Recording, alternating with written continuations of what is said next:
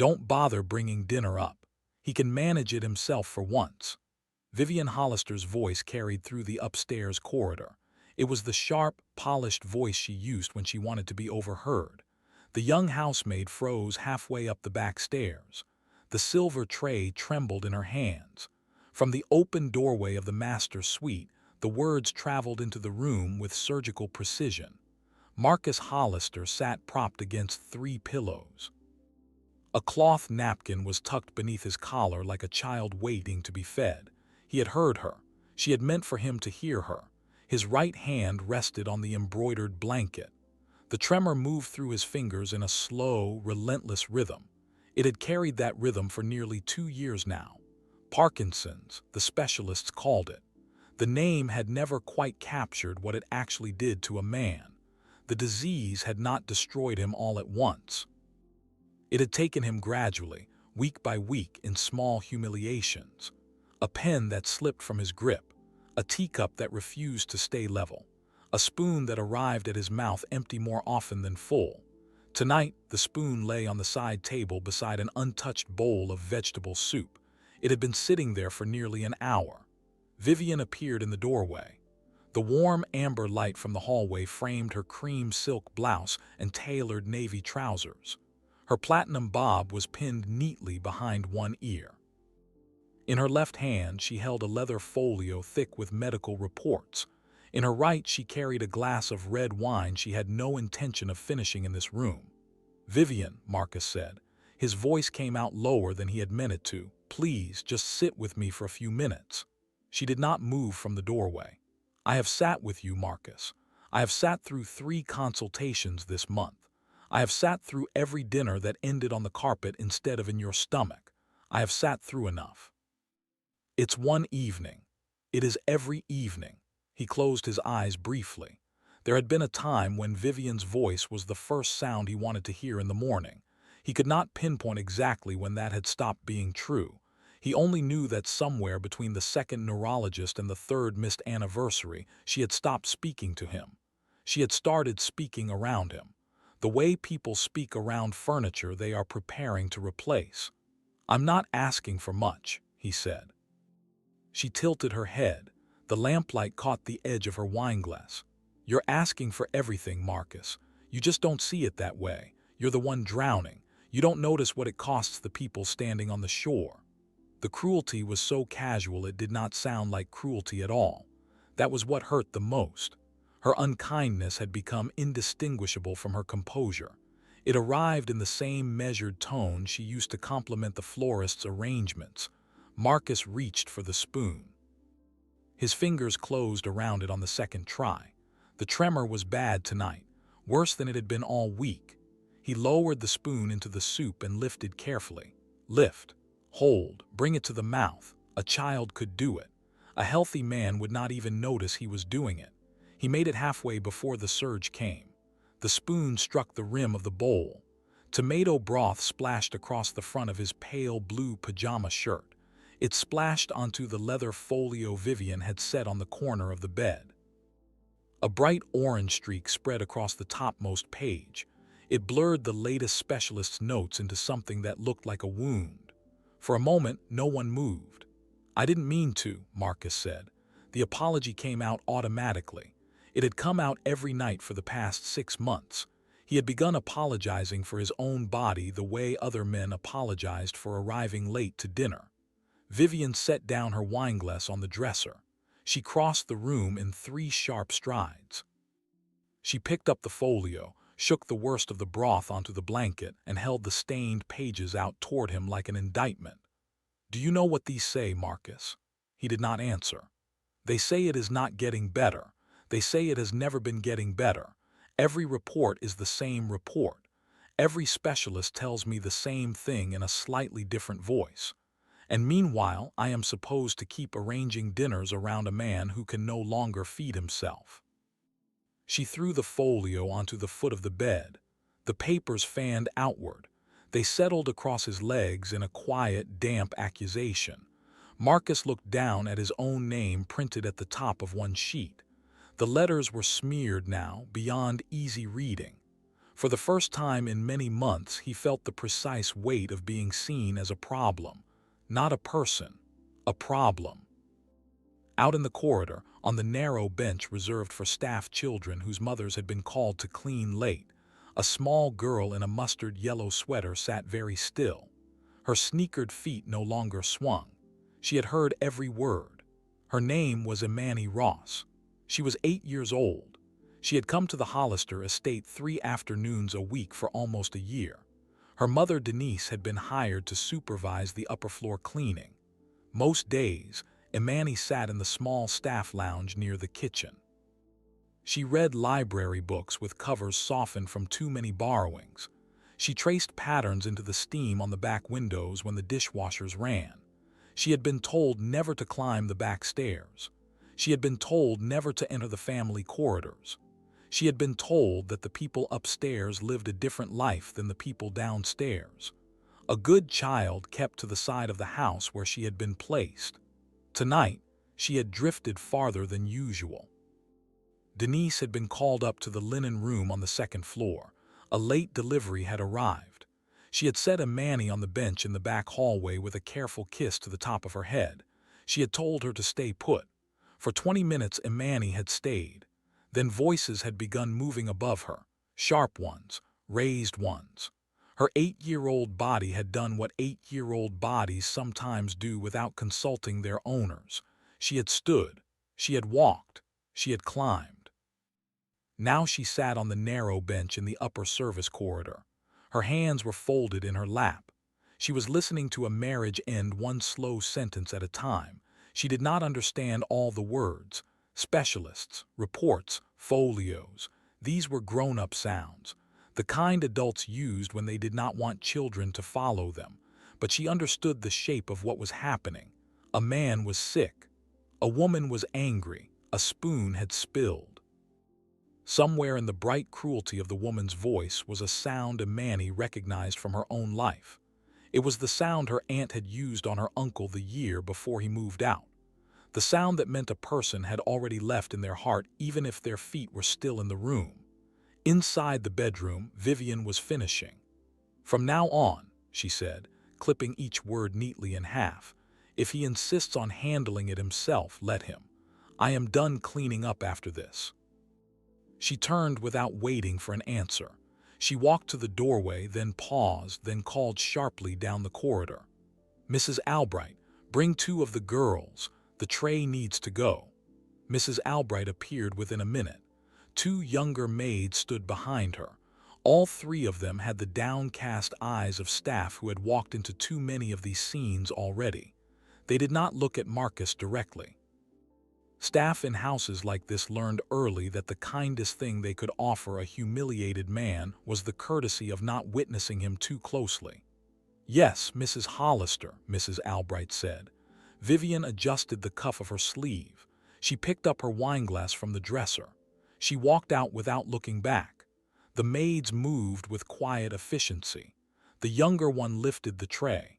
The other gathered the damp medical papers, one by one. She folded the stained ones inward so the worst of the mess disappeared from sight. Mrs. Albright stepped closer to Marcus. Her expression was carefully composed. She had spent 30 years remaining professional in rooms where dignity was bleeding out by the minute. "Sir," she said softly, "let me help you change your shirt." "No," the word came out raw. "Leave it." She nodded once. Within 3 minutes they were gone. The bedroom returned to a silence so complete that Marcus could hear the faint ticking of the antique clock on the mantel. In the corridor, the maids passed Imani without noticing her at first. They were murmuring to each other in low, half-private voices, the kind staff used when they believed themselves alone. "She really meant it this time," one whispered. "Did you see his shirt? He barely got a swallow in. It's getting worse. Dr. Lehman said his tremors are doubled from 6 months ago. And Mrs. Hollister is just done. You can tell she's done." "Well, wouldn't you be?" The older maid stopped on that last sentence. She had finally noticed the small figure on the bench. For a moment her face shifted through several expressions: embarrassment, kindness. the blank look of a woman who knew that a child overhearing the wrong thing could become a problem for everyone. She offered Imani a tight smile. "You waiting for your mama, honey?" Imani nodded. "She'll be down soon." The maids continued past her toward the back stairs. Their footsteps faded into the kitchen level. The tray went with them. The folio went with them. The evidence of the evening was being removed rather than addressed, but the words had already landed in Imani. A man could not eat his dinner. A woman had walked away. Nobody, not the maids, not the manager, not the wife, was going back into that room. She sat very still for almost a full minute. Then she slid down from the bench. She set her small hand against the polished banister to steady herself. She walked, very softly, toward the bedroom door that had been left half open at the end of the hall. The hallway carpet swallowed the sound of her sneakers. Imani moved the way children move in churches and hospitals, careful and small, as though noise itself might be a kind of trespass. At the end of the corridor, the bedroom door stood ajar by perhaps 6 inches. The warm amber light from inside spilled into the hallway in a narrow gold stripe across the dark wood floor. She paused on the edge of that stripe. One small hand rested against the door frame. She could see him from here, just a sliver of him, the pale blue of his stained pajama shirt, the corner of the four-poster bed, one trembling hand resting on the embroidered blanket. He had not moved since the maids left. He sat exactly as they had left him, like a man who had been arranged on a shelf and forgotten there. For a moment, Imani thought about turning around. Her mother's voice was in her head, very clear. It told her to go back to the bench. It told her that good children did not climb stairs they had not been invited to climb. But beneath her mother's voice there was another sound now. The sound of the man inside, breathing slowly and unevenly. The way people breathe when they are trying very hard not to cry. She stepped through the doorway. Marcus turned his head at the small movement. His eyes, tired and red-rimmed, took a moment to focus on what he was seeing. When they did, his expression shifted through 3 or 4 different reactions in the space of a single breath. Surprise, confusion, a flicker of something almost like alarm, and then gradually a softening that he did not seem entirely able to control. "What are you doing in here?" His voice was not unkind. It was simply worn out. The voice of a man who had been startled at the end of a very long day. Imani took another small step into the room. She stopped near the corner of the bed. Her hands were clasped in front of her yellow sweater. "I heard them," she said. Marcus blinked slowly. "Heard who?" "The ladies, on the stairs. They were talking about your dinner." He looked away from her, toward the dark window where the night had already settled over the back lawn. When he spoke again, his voice was lower. "You shouldn't listen to people gossip." They weren't whispering very good. Something almost moved at the corner of his mouth, not quite a smile, the kind of expression a person makes when a child has unexpectedly said something more honest than the room deserves. It vanished before it could fully form. Imani watched him for a few more seconds. Then she did something she would not be able to explain later, not to her mother, not to Mrs. Albright, not even to herself. She walked closer, crossed the thick rug in 5 quiet steps. She stopped beside the edge of the four-poster bed. "Are you sad?" she asked. The question landed somewhere in him that he had thought was already closed. Marcus drew in a slow breath. He looked at her properly for the first time. She had large brown eyes, the kind that seemed to take in too much for a face that small. She was waiting for an answer the way only children wait, without impatience, without performance, the way a person waits when they genuinely want to know. "Yes," he said quietly, "I am. Because of your hands." He glanced down at the right one, still trembling steadily against the blanket. "Because of a lot of things." She nodded as though this were a sensible answer. Most adults in his life had spent the last 2 years pretending his hands did not shake. They had pretended his condition was a temporary inconvenience that could be polished over with the right schedule. This child looked at his trembling fingers the way she might have looked at rain on a window, something that was simply happening, something that did not require either apology or denial. "They said you didn't eat," she said. "They say a lot of things." "Is it true?" He almost lied. The habit of self-preservation was strong in him even now, but there was something about the way she was looking at him, the small seriousness of her, the absence of any judgment in her question. The lie felt ridiculous before he had finished forming it. "Yes," he said, "it's true." Imani turned her head and looked around the room. Her eyes moved across the disordered bed, the cream-colored walls, the antique clock on the mantel, the tall windows where the curtains had been pulled half open. Finally, her gaze settled on the small side table near the armchair by the window. Someone had left a covered silver dish behind. Perhaps Mrs. Albright, perhaps one of the maids in the rush of the tray removal. "There's still food," she said. Marcus followed her gaze. He had not noticed the dish. He had assumed they had taken everything when they took the rest. "Imani," he said. Then he stopped, surprised at himself. He had not realized he knew her name. He must have heard it once in passing, perhaps from Mrs. Albright, perhaps from Denise herself in the hallway one morning. The name had filed itself away somewhere quiet. "You don't have to do that." She was already walking toward the table. She lifted the silver cover with both hands, the way she might have lifted the lid of something delicate at her grandmother's house.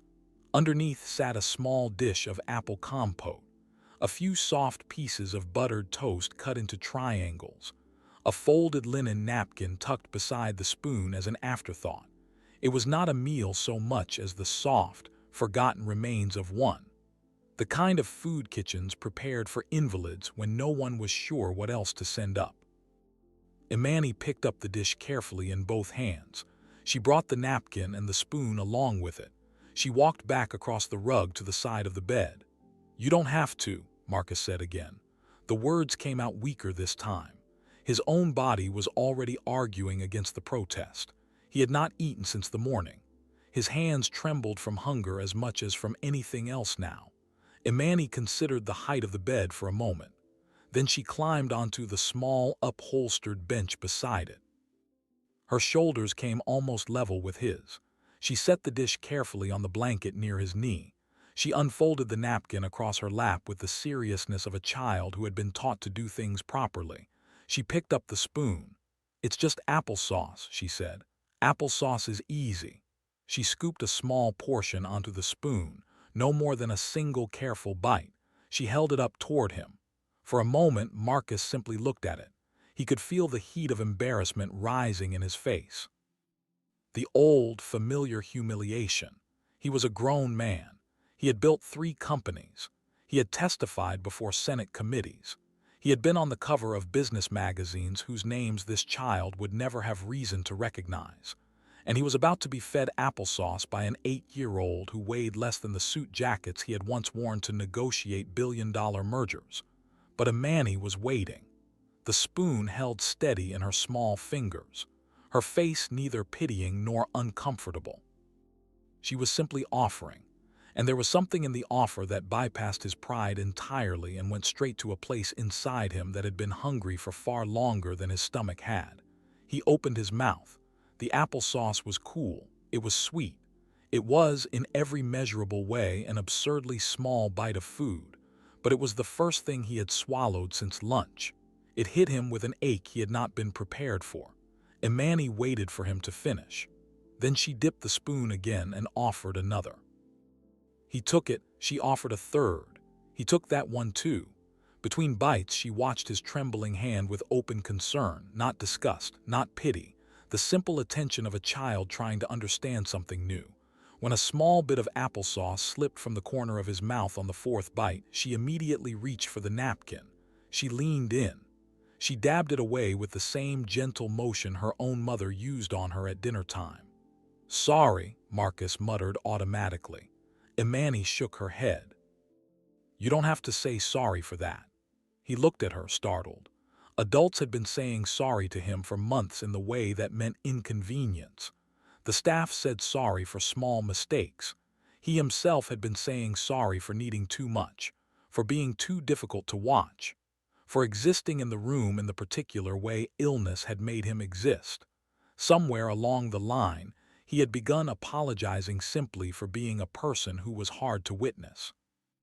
And here was this child treating spilled applesauce like spilled rain, like a thing that needed wiping up, like a thing that carried no shame at all. She offered him another spoonful. This time his hand jerked suddenly without warning. A soft lump of applesauce dropped onto the blanket near his knee. "Oh," Imani said, but the sound was small and matter-of-fact. Marcus's face tightened at once. "There, you see." But she only set the dish back down. She picked up the napkin again. She cleaned the blanket with small, patient dabs. "It's okay," she said. "My mama says eating messy is still eating."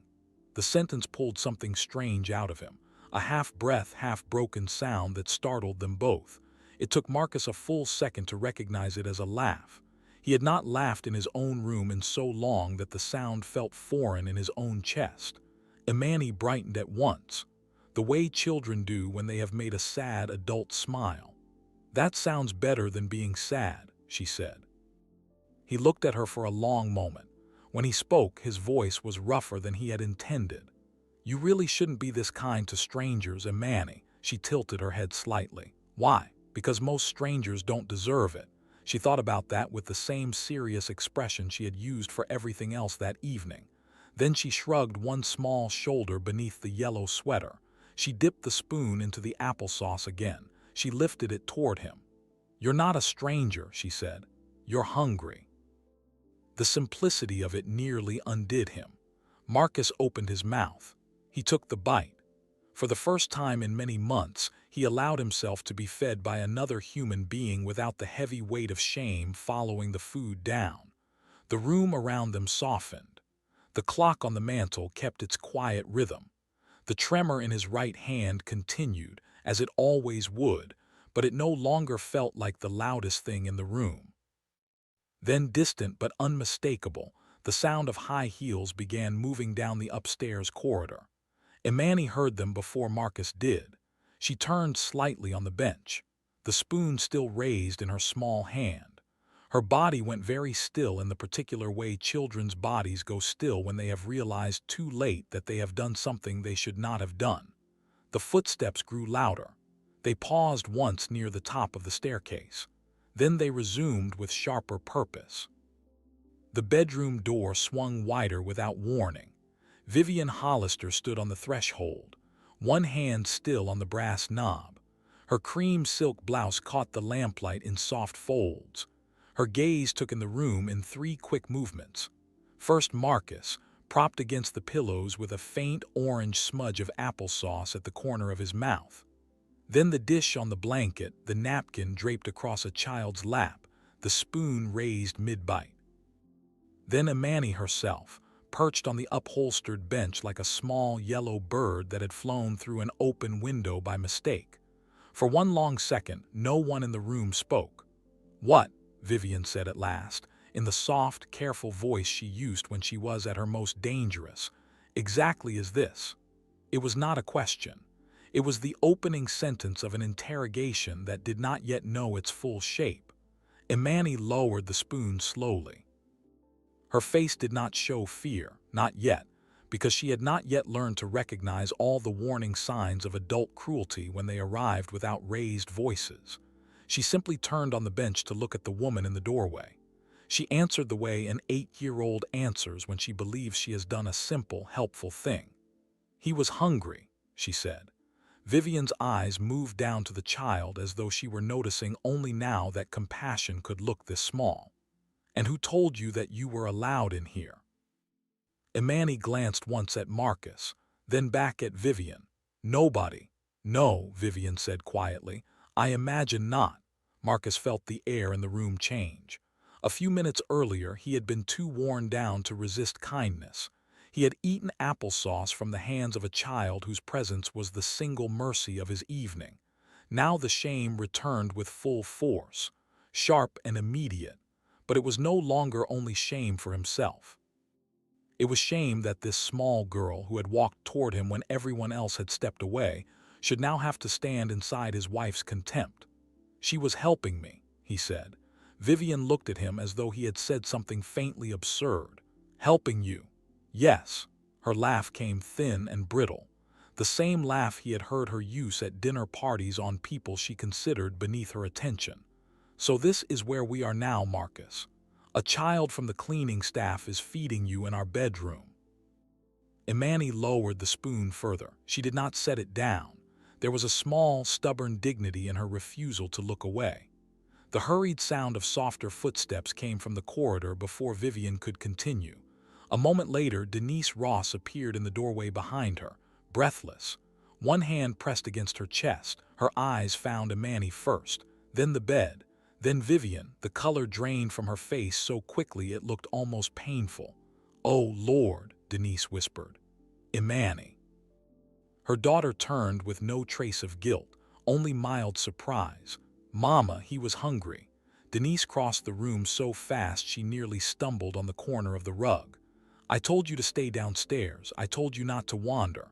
Her voice shook in a way Imani had almost never heard before, not because Denise was angry, because Denise was afraid. "I told you, baby. I told you 100 times."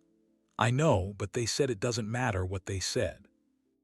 Vivian stepped aside from the doorway and folded her arms across her chest. "Apparently your daughter has made herself very comfortable in private rooms." Denise straightened. Her hands were trembling now, though for an entirely different reason than Marcus's hands trembled. "Mrs. Hollister, I am so sorry. I don't know how she got up here. I only turned my back for a minute. The delivery in the linen room took longer than I thought it would." "She walked," Vivian said quite confidently. "That much I can see." Denise reached for Imani's shoulder. She drew her gently off the bench. The applesauce dish remained behind on the blanket. The spoon still rested inside it. "It won't happen again, Mrs. Hollister, I promise you. I will speak to her tonight. I will speak to her every night this week if I have to." Vivian's eyes narrowed slightly. "No, it will not happen again." Marcus heard what lay inside those 4 words. So did Denise. In a house like this, dismissal never needed to be spoken directly. It often arrived disguised as tone, as timing, as the sentence that came just before the actual sentence. "Vivian," Marcus said quietly. She did not look at him. "I think we have been more than generous with boundaries in this house, Marcus." "Vivian." This time he said her name with more weight. She turned. There was open irritation on her face. He drew in a careful breath. His right hand twitched once against the blanket. "Do not take this out on them." Denise lowered her eyes at once. Imani looked between the 3 adults.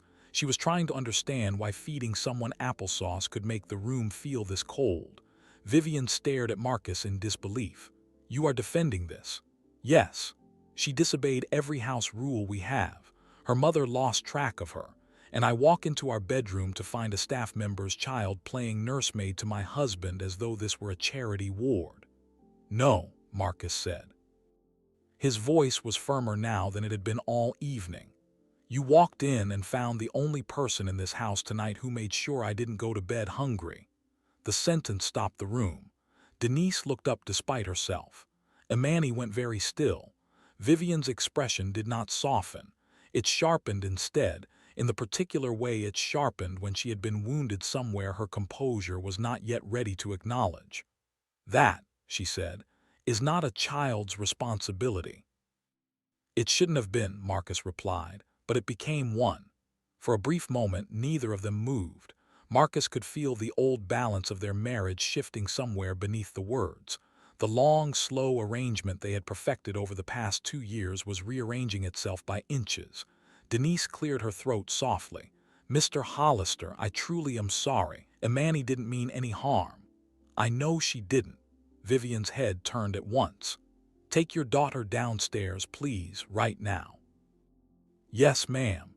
Imani turned on the bench and looked up at Marcus. The applesauce dish was still on the blanket near his knee. The napkin she had been holding in her lap had fallen, half folded, onto the side of the mattress. She looked at it for a moment. Then, with the small, careful seriousness she brought to all important matters, she leaned forward and tucked it gently within his reach. "I can come back later," she said softly. Denise's eyes widened in alarm. Vivian let out a humorless breath. "No. You cannot." Imani looked confused. "Why?" Because this is not your place." The words hung there, larger than the room, larger than the child they were meant for. Marcus saw the faint change in Imani's face. The way children's faces change when they realize an adult has just drawn a line around them. Before Denise could pull her toward the door, Marcus spoke again. "She was kind to me." Vivian did not bother hiding her impatience. "Kindness does not erase impropriety, Marcus. Neither does wealth erase cruelty." The words were out before he had decided to say them. For one stunned second, even Denise forgot to breathe. Vivian's face lost all expression. Marcus knew, because he had known her long enough to know, that this was when she looked most dangerous. She did not respond with another sentence. She did not need to. She simply turned toward the door with the rigid control of a woman who had been challenged in front of staff and would not soon forget the audience. "Take the child out," she said. "Now." Denise guided Imani toward the hallway, one protective hand between the girl's shoulder blades. At the threshold, Imani twisted around just enough to look back across the room. The lamplight caught the soft yellow of her sweater one last time. "Good night, Mr. Hollister." The room seemed to hold itself still, waiting. "Good night, Imani." Denise led her out. Their footsteps softened down the corridor and disappeared toward the back stairs. Vivian remained in the doorway for another moment. Then, without another word, she left too. The bedroom door did not slam. It closed with the soft, controlled click of someone who had already decided how she would describe this evening to herself later. The silence that followed was not the same as the silence Marcus had known before Imani entered. The old silence had felt defeated. This one felt altered. On the blanket beside him, the small dish of applesauce still sat with the spoon resting at an angle inside it.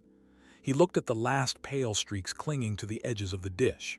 He felt the strangest mix of emotions rising in him at once: embarrassment, gratitude, grief, and something dangerously close to relief. Someone had seen him tonight. Someone had not turned away. Downstairs, Denise did not speak until they reached the service corridor. Her hand on Imani's shoulder was firmer than usual, the kind of grip that told a child trouble had arrived wearing grown-up shoes.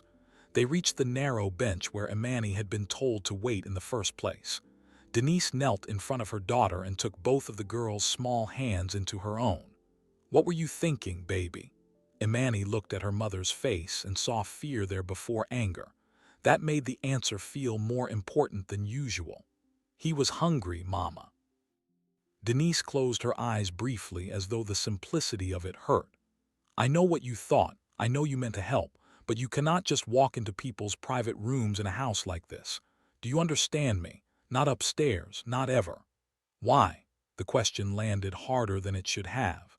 Denise had been bracing herself for it the entire descent down the stairs. "Because there are rules," she thought.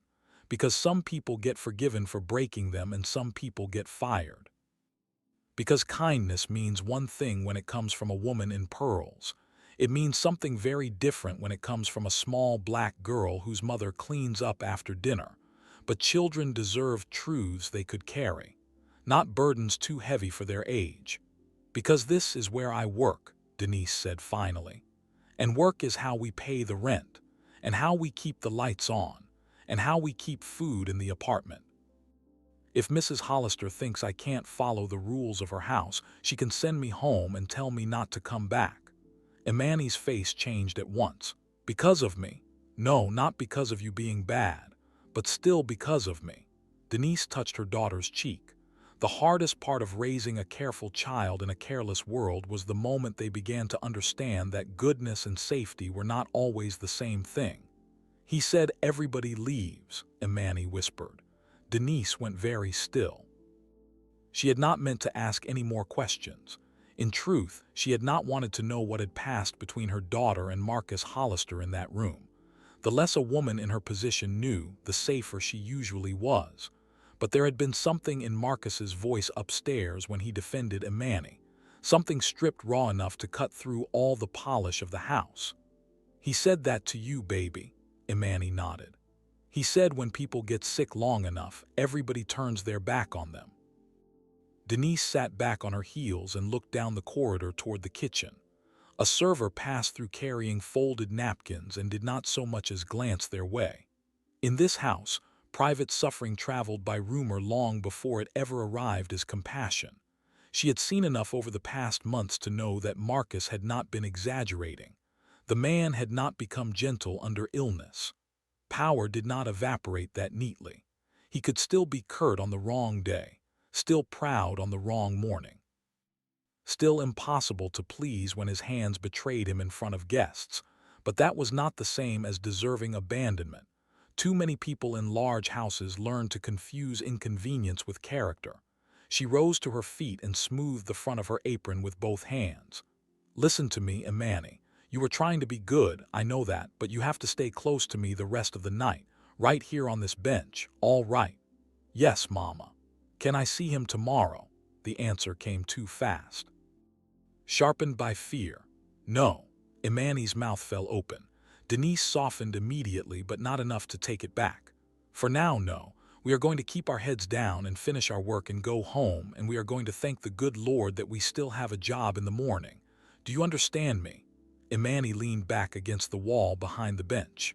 The kitchen lights down the corridor cast a warm rectangle of brightness across the polished stone floor. He didn't look mean, Mama. Denise almost smiled despite herself. I didn't say he was mean. He looked lonely. That word landed closer to the truth than most adults in this house would have dared speak out loud. They stayed another hour. Denise polished the last sideboard in the breakfast room. She straightened the mudroom shelves. She signed off on a supply checklist Mrs. Albright had left near the kitchen sink. Imani sat with a coloring book and a short pencil from her mother's purse, unusually quiet, filling in the petals of a flower with careful pink strokes. Every now and then, she looked toward the back stairs as though listening for something. By the time they stepped onto the rear driveway, the October air had turned crisp enough to sting their cheeks. Their old sedan waited under a spill of yellow security light, its paint dulled by years and weather. Imani climbed into the back seat without being told. Denise slid behind the wheel and sat for a moment with both hands resting on it, the engine still off. The Hollister estate rose behind them in perfect stillness, all stone and symmetry and quiet money, the kind of place that looked from a distance like the kind of home that kept its pain hidden out of principle. She turned the key. The engine coughed, it shuddered, then it caught on the second try. Mama, Imani said from the back seat as they pulled away from the servant's entrance. Yes, baby. Why was Mrs. Hollister so mad? Denise kept her eyes on the road. The private drive curved beneath bare branch trees. The property faded slowly in her rearview mirror. Some people don't like being reminded of what they should have done themselves. Imani thought about that, but I just fed him. I know. The roads changed from private curves to quieter town streets. Modest storefronts gone dark for the night. Traffic lights blinking yellow at empty intersections. Imani's voice came again, sleepier now. Do you think he ate the rest after we left?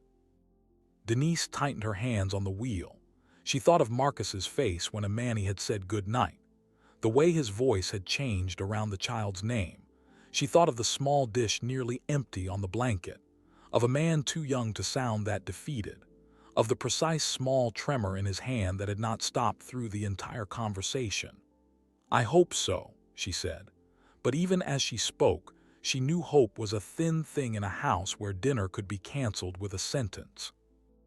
Upstairs in the master bedroom, Marcus Hollister had not gone to sleep. He had taken his evening medication with difficulty. He had changed into a clean shirt with no assistance. The small dish Imani had brought him was gone now, collected at some point by a quiet hand that had not knocked. But the napkin she had folded and tucked within his reach still lay on the bedside table beside the lamp. He had not asked for it to remain there. He had not touched it either, yet he kept looking at it, as if the plain square of cloth had become proof that the evening had actually happened the way he remembered it, that a child had walked into the ruins of his pride and behaved as though nothing about him was too broken to deserve care. Down the corridor, He heard the distant opening and closing of Vivian's dressing room drawers. He did not call for her. He did not expect her. He understood now, more clearly than he had understood anything in months, that the silence between their rooms had stopped being accidental a long time ago. And somewhere far beneath the weight of illness, of humiliation, of the cold machinery his marriage had become, Marcus Hollister felt something fragile and unfamiliar beginning to return. Not strength, not yet, but the memory of warmth. If this story is touching your heart, please take a moment to like this video. Leave a comment telling us where you are watching from. Subscribe to the channel for more stories that remind us kindness still matters. By the next afternoon, the Hollister estate looked exactly as it always had from the outside. The gray stone facade stood clean against a pale autumn sky. The hedges trimmed with military precision. The fountain in the circular drive spilling water in a steady, polished stream. Indifferent to weather, illness, or marriage. To anyone passing beyond the iron gates, it was still the home of a man who had everything. To the people inside, it had become a house where every silence carried meaning, and every small adjustment in routine was being read by someone. Denise Ross arrived 10 minutes early. She did that whenever she was nervous. She had spent half the night replaying the previous evening in her head. She had been trying to predict whether Mrs. Albright would meet her at the service door with a clipboard and a final paycheck.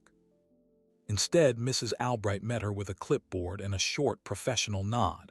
The sitter had canceled again. Imani had come along in her navy coat and yellow sweater, her hair freshly braided. She walked beside her mother into the laundry room with the bright, careful quiet of a child who already knew the rules of the day before they had been spoken.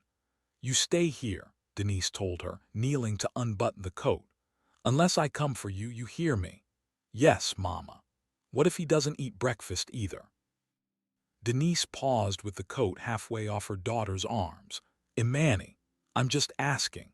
I know you are, and the answer is still no. Mr. Hollister is not your responsibility."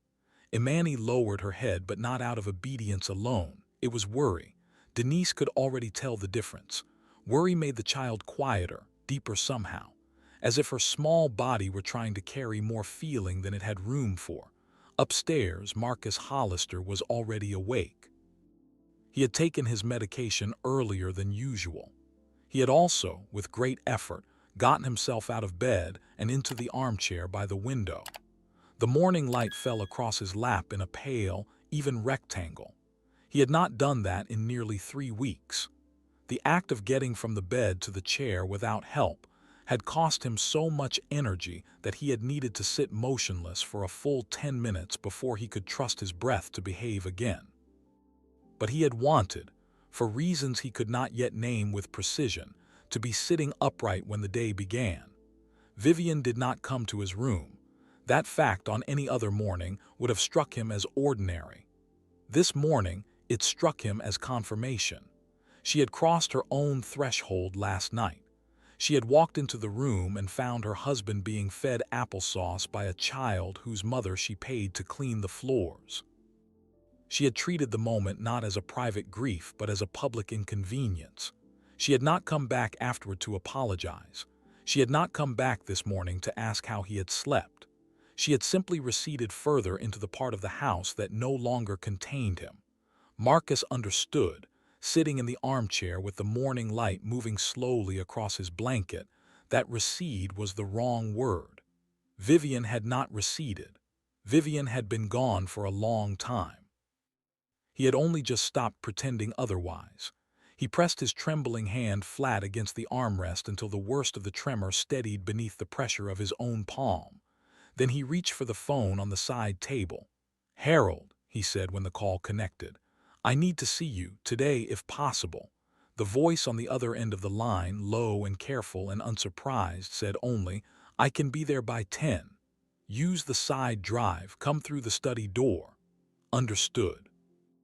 Marcus set the phone back down. By 10:30, Harold Whitmore had arrived. He was a tall man in his early 60s, silver-haired, immaculate even at short notice.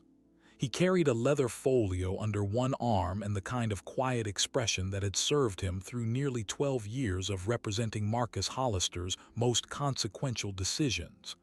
Mrs. Albright brought him through the private sitting room entrance without comment.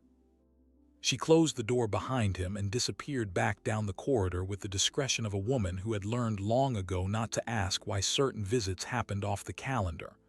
Harold took one look at Marcus and set the folio down on the side table. "You look terrible. That's friendship talking. That's eyesight." They sat across from each other. The morning light made Marcus's tremor more visible than usual. Harold did not look away from it. He had known Marcus before the diagnosis, before the hollowing, before the long, slow rearrangement of every room in this house around the schedule of a disease. He was perhaps the only person left in Marcus's daily life who still spoke to him the way he had spoken to him before. "Tell me what's happened," Harold said. Marcus drew a slow breath. "I need to begin removing Vivian from things." Harold absorbed the sentence the way he absorbed all important sentences. He did not react. He simply opened the leather folio in his lap. "How much of her? All of her, from the medical authority, from the financial structure, from the trust access, from the future. You are aware that what you are describing is the early framework of a divorce." "Yes," Harold made a note. He did not look up. "You are also aware that once we begin, we cannot pretend afterward that we did not." Marcus looked out the window.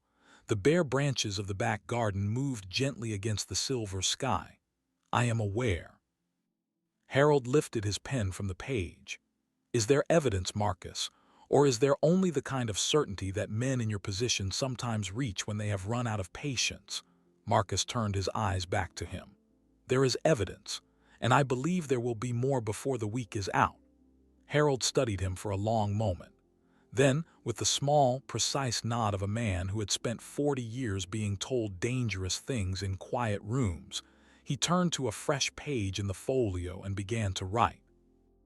The days that followed arrived with the strange clarity that often comes to a man who has finally stopped negotiating with his own life.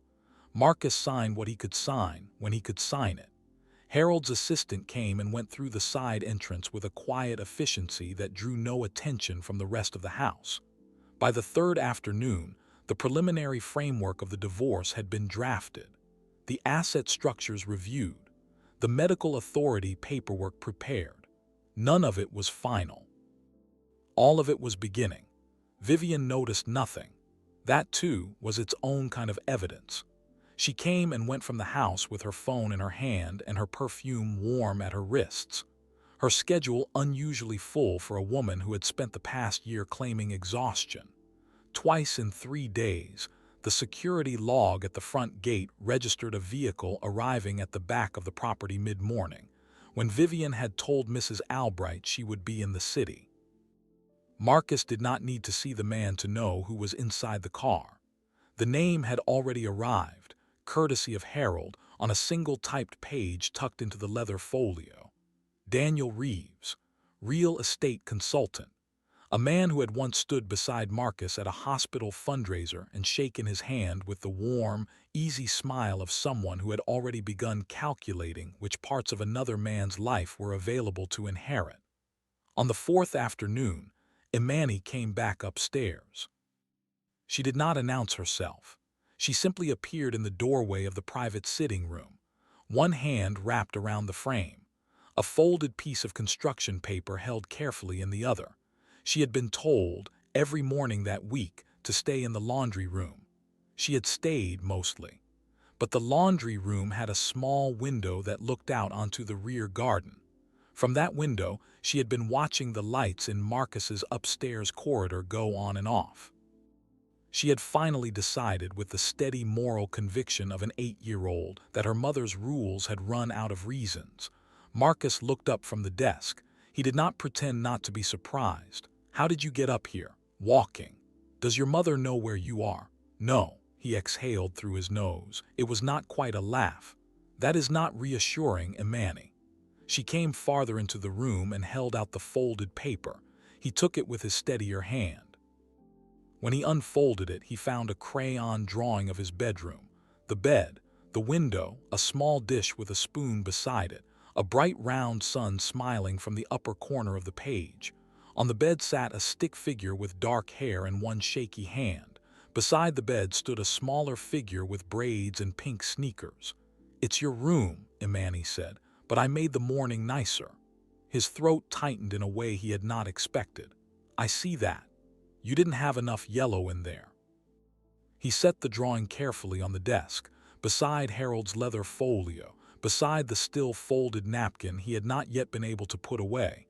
Imani watched him with that quiet, serious gaze of hers. "Did you eat lunch?" "A little." "That means no," he almost smiled. "Does your mother know you interrogate people?" "I'm not interrogating, I'm checking." For the next hour she stayed. She did not do anything dramatic. She climbed onto the ottoman near his chair and asked him questions about the model sailboat in the glass case across the room, about the framed photograph of his father on the bookshelf, about whether the sky outside the tall window looked different from up here than it did from the laundry room downstairs. He answered her questions one by one, in a voice that grew steadier as the afternoon wore on. He understood, perhaps for the first time, that what this child was offering him was not pity but company. There was a difference. Pity asked nothing of the person it was extended toward. Company assumed they were still a person worth being with. By the time she left, returned reluctantly to her mother by Mrs. Albright after a soft phone call upstairs, the leather folio on Marcus's desk had quietly become the second most important thing in the room. That evening, Vivian came to dinner alone in the formal dining room. She did not send anyone up to ask whether Marcus would be joining her. He had not expected her to. What he had not expected was the soft chime from the side drive at 12 minutes past 8, or the warm cologne that drifted up the back staircase later when one of the servers passed the corridor outside his door. He reached for the house tablet on the side table beside the chair and woke the screen. He had not used the internal security interface in years. He had installed the system long before the diagnosis. Back when Hollister Industries had still required him to keep an eye on too many properties at once, he had mostly forgotten about its existence. Memory returned quickly when necessity sharpened it. He selected the corridor feed first, then the audio permissions he had once approved for after-hours monitoring. The blue sitting room door appeared on the screen, closed, with a coffee service cart waiting outside it. He pressed play. At first there was only the low hum of the ventilation system and the faint clink of porcelain. Then Vivian's voice softened into a register he had not heard her use with him in over a year. "You took your time. You said after 8. I said use the side drive. There's a difference." A man's quiet, amused laugh, the sound of a cup being set down. Then Vivian, lower now, almost conspiratorial. "He asked about me this morning." "Did he?" "And I told him nothing." The voices continued. Marcus listened to all of it. He did not pause the recording. He did not look away. He let the full shape of the evening unfold in front of him without flinching. When Vivian eventually said, in the cool, practical tone she had once used to plan their anniversary trips, that she was simply waiting for the path of least damage, Marcus closed his eyes for one slow, complete breath. When he opened them, his hand had stopped trembling. Not because the disease had paused. It had not. It would not. But because some clarities arrive heavier than illness. For one long, suspended moment, the weight of the truth was greater than the weight of his own body. He set the tablet face down on the side table. Then he reached for the phone, dialed Harold Whitmore, and said, very quietly, "It's tonight." Vivian came upstairs at 10 minutes past 9. She arrived in the same green silk blouse she had worn to dinner, her perfume still warm at the collar. Her composure intact in the way it was always intact when she believed herself unobserved. She did not knock. She had stopped knocking years ago. "Mrs. Albright said you wanted to see me." Marcus did not look up immediately. He was sitting at the desk now, not the armchair. The leather folio open in front of him, the house tablet face down beside it. Harold's draft documents lay in a neat stack to his left. Imani's folded crayon drawing sat to his right, the small yellow sun smiling up at the lamplight. When he finally raised his eyes, Vivian saw something in his face she had not seen in 2 years. The small, careful muscles around her own face shifted in response before she could stop them. "Sit down," he said. She sat. The chair across from the desk was a low velvet thing he had once chosen because she had said she liked it. She looked smaller in it tonight than he remembered. "I know about Daniel." The sentence landed cleanly between them. Vivian's mouth opened. Then it closed. She had spent years training herself to manage difficult conversations. The training held, but only for a moment. "I don't know what you mean." "Yes, you do. Daniel Reeves is an acquaintance, Marcus. We've had 3 lunches in 5 months, if you've decided that constitutes." "He was in this house tonight." She went very still. He watched the precise moment her composure tried to reassemble itself and failed. "You had someone watching me." "I had truth watching you." It did most of the work on its own. The room was silent for a long time. Vivian looked once at the tablet on the desk, then at the leather folio, then at the small crayon drawing tucked beside it. Marcus saw her gaze pause on the drawing for half a second longer than she would have wanted him to notice. "What exactly do you intend to do, Marcus?" "In the morning, Harold will begin formal proceedings." She did not move. The wineglass she had brought up with her, half full, rested forgotten in her hand. He had expected her to argue. He had expected the careful gloss of indignation, the slow inventory of years given up and sacrifices made. Instead, she said, "You're not strong enough for this." He looked at her. For the first time in their marriage, his face carried no apology. "I am exactly strong enough for this." She left the room without finishing the sentence she had been about to begin. The door closed softly behind her. The way doors close in houses where appearances still matter, even when the marriages inside them no longer do. The next morning, Marcus called Denise and Imani upstairs together. Denise came with the careful, braced expression of a woman who had spent the night being told her daughter could no longer come to the estate. Imani came holding her mother's hand. The yellow sweater traded for a soft cardigan, her braids redone with new ribbons. Harold was already seated at the desk. The papers were already prepared. "Mr. Hollister," Denise said quietly, "if this is about Imani—" "It isn't." She fell silent. Harold slid a single page across the desk toward her. Denise looked down at it, then up at Marcus, then down at it again. Imani, too young to read all of the words but old enough to recognize her own name printed in clear black letters at the top, leaned closer with quiet curiosity. "Why is my name there?" she asked. Marcus looked at her across the desk. His right hand still trembled against the polished wood. His voice did not. "Because in the worst days of my life you did not turn away, and I have decided what kind of heart my life is going to honor." Denise pressed one hand against her mouth. The tears arrived faster than she had time to gather. She read the page once. She read it twice. She looked at Harold for confirmation. Harold gave her the small, professional nod of a man who had spent his career making sure documents like this could not be challenged. "Mr. Hollister," Denise whispered, "that is too much." "No," Marcus said. "It is the first thing in this house that has felt measured correctly in a very long time." Imani crossed the room then. She did not run. She walked with the same quiet seriousness she had brought into this room with applesauce 4 nights before. She stood beside his chair. She reached for the folded napkin that still lay on the desk beside the drawing.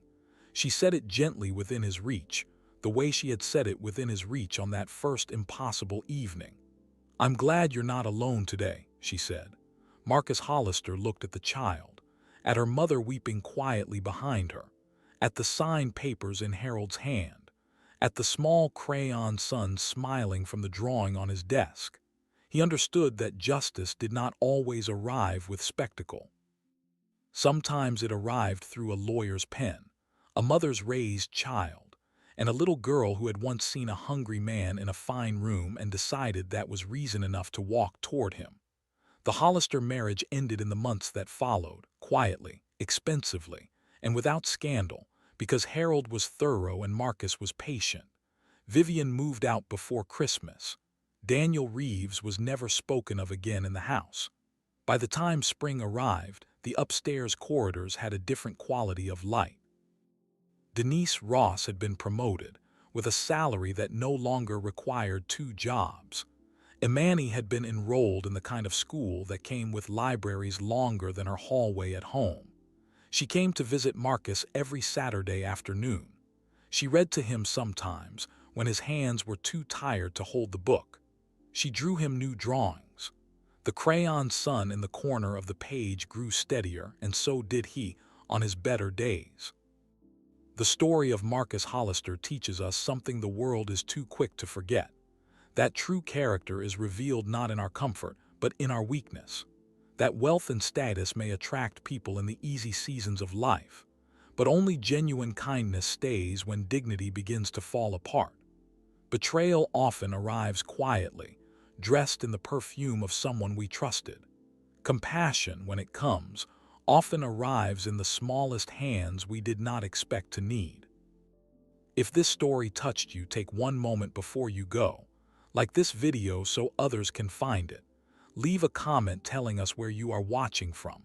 Subscribe to the channel for more stories that remind us, even in a hard world, that kindness still matters.